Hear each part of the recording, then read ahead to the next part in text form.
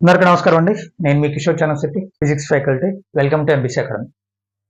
So last వీడియోలో మనం ఫిజిక్స్లోని first chapter light reflection and రిఫ్రాక్షన్కి సంబంధించి ఇంపార్టెంట్ 4 మార్క్స్ క్వశ్చన్స్ నేర్చుకున్నాం. అలాగే 50/50 తెచ్చుకోవాలని ఆస్పిరెంట్స్ ఎవరైతే ఉంటారో వారు 2 మార్క్స్ క్వశ్చన్ని ఆన్సర్ చేయడానికి ఈ లెసన్ నుంచి సో మ్యాక్సిమం అన్ని టాపిక్స్ మీద ఒక బేసిక్ ఐడియా తెచ్చుకుంటే సరిపోతుంది. అలాగే ప్రాబ్లమ్స్ కూడా కొన్ని ఇంపార్టెంట్ ప్రాబ్లమ్స్ ఉంటాయి, అవి కూడా నేర్చుకోవాలి.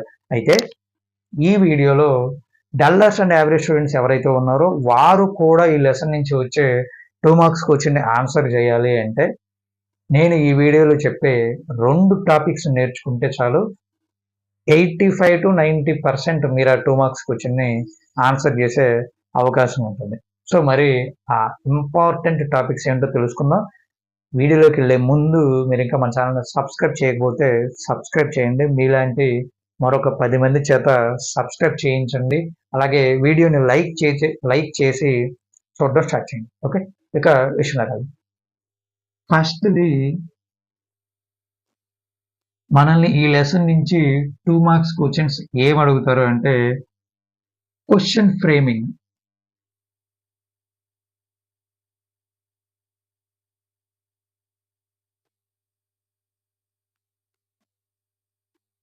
సో ఏదైనా ఒక టాపిక్ ఇచ్చి ఆ టాపిక్ మీద 2 క్వశ్చన్స్ ఫ్రేమ్ చేయమని అడుగుతారు.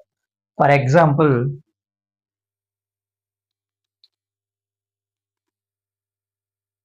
frame any 2 questions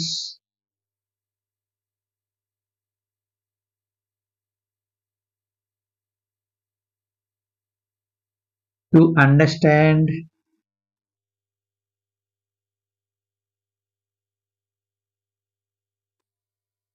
refraction.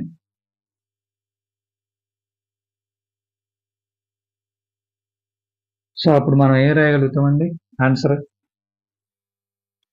బాగా అందరూ ఇలాంటి క్వశ్చన్స్కి రాసే ఆన్సర్ ఏంటంటే ఇక్కడ రిఫ్రాక్షన్ అని కనిపించింది కాబట్టి what is refraction.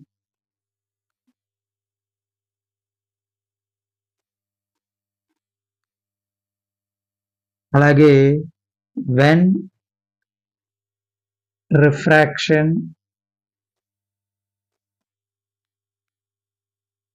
Takes place.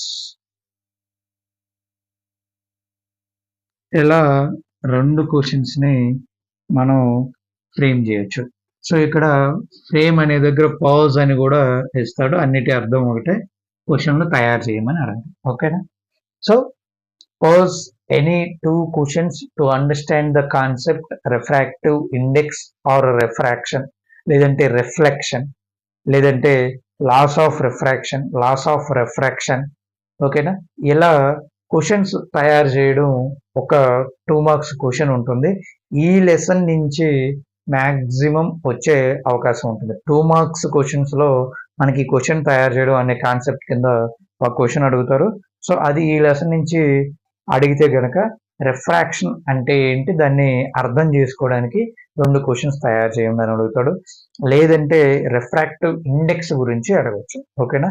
So ఇలా క్వశ్చన్స్ తయారు చేయడం అనే అంశాన్ని కనుక మీరు ప్రాక్టీస్ చేస్తే ఈ లెసన్ నుంచి ఒక 4 కాన్సెప్ట్స్ తీసుకొని ఆ 4 కాన్సెప్ట్స్ మీద క్వశ్చన్స్ తయారు చేయడం కనుక నేర్చుకుంటే కనీసం ఒక 10 to 15 minutes పడుతుంది మీరు గట్టిగా ప్రాక్టీస్ చేస్తే.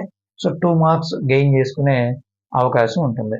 మరి ఒకవేళ ఇది కాకుండా ప్రాబ్లమ్స్ ఏమైనా అడిగితే 2 మార్క్స్కి ఏం చేయాలి సార్ అని అడిగితే నేనైతే డల్లర్స్ కోసం ఫోకల్ లెంత్ని క్యాలిక్యులేట్ చేసే క్వశ్చన్స్ ఉన్నాయి కొన్ని.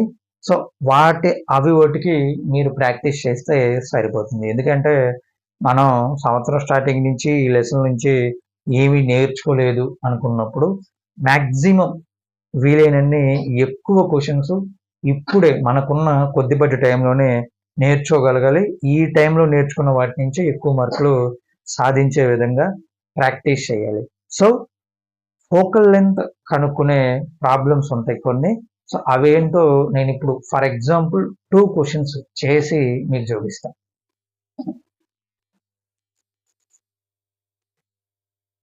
First one, find the focal length of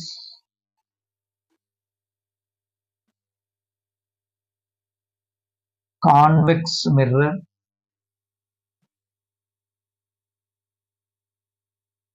ఈ మిర్రర్ ప్లేస్ లో లెన్స్ కూడా ఇవ్వచ్చు మీకు. whose radius of curvature is 20 centimeters. అంటే దీని అర్థం ఏంటంటే ఒక కాన్వెక్స్ మిర్రర్ యొక్క రేడియస్ ఆఫ్ కర్వేచర్ 20 సెంటీమీటర్స్ అయితే ఆ కాన్వెక్స్ మిర్రర్ యొక్క ఫోకల్ లెంత్ ఎంత కనిపెట్టండి అని అడిగాడు. ఓకేనా. సో యాజ్ యూజువల్గా మనం ఏం చేయాలి, గివెన్ డేటా, ఇచ్చిన డేటా మొత్తాన్ని రాసుకోవాలి ముందు. Given radius of curvature R is equal to 20 centimetres. Focal length మనకి తెలియదు.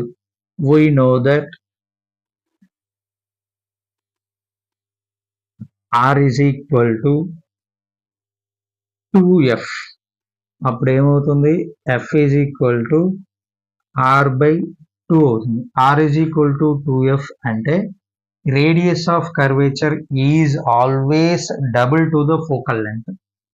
ఫోకల్ లెంత్ కి రేడియస్ ఆఫ్ కర్వేచర్ డబుల్ ఉంటుంది. ఓకేనా. మీరు రే డయాగ్రామ్ చేసేటప్పుడు కూడా అబ్జర్వ్ చేసి ఉంటారు.